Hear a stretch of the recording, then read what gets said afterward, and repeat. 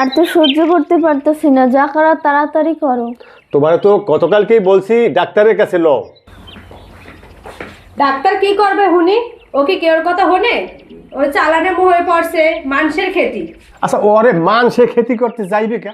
ও তুই বুঝবি না, জোনা ফকিরের কাছে গেলে একটু ঝাড়ফু দিলে সব ঠিক হয়ে যাইব। তুই না বলে আসিস না। আমি মনে হয় আর বাঁচুম না। যাইতে যতক্ষণ সময় লাগে মা, সব ঠিক হয়ে যাইব। তোমার যা ইচ্ছে তাই করো, আমি চললাম।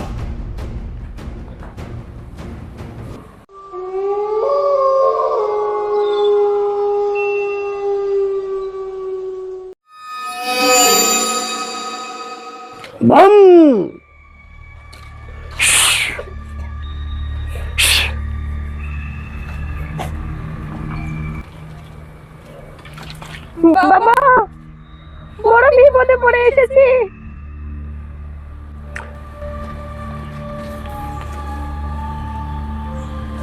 বাবা, বড় বিপদে পড়ে এসেছি।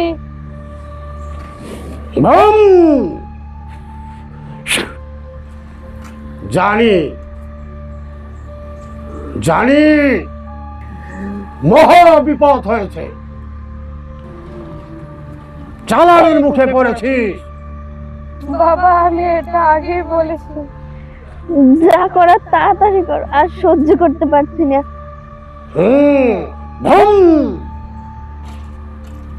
তাবিজ লাগবে, গোসল করানো লাগবে।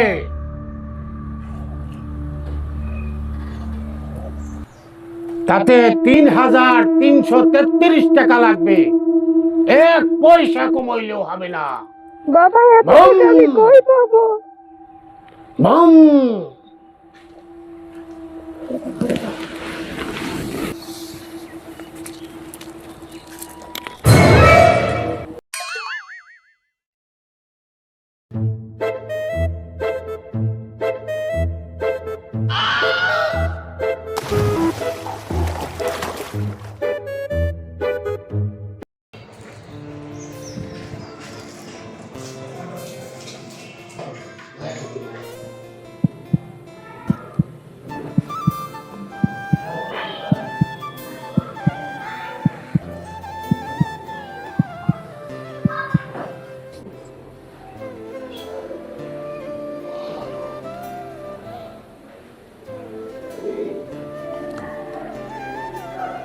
রোগীকে এত দেরি করে আনলেন কেন?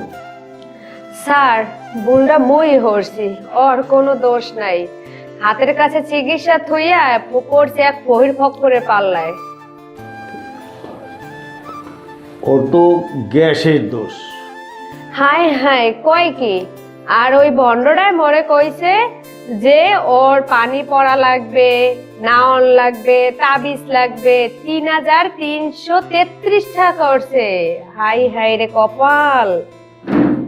সরকার এখন চিকিৎসা সেবা সবার দৌড় করে পৌঁছে দিছে এবং সকলের বিনা পয়সায় চিকিৎসার ব্যবস্থা করছে।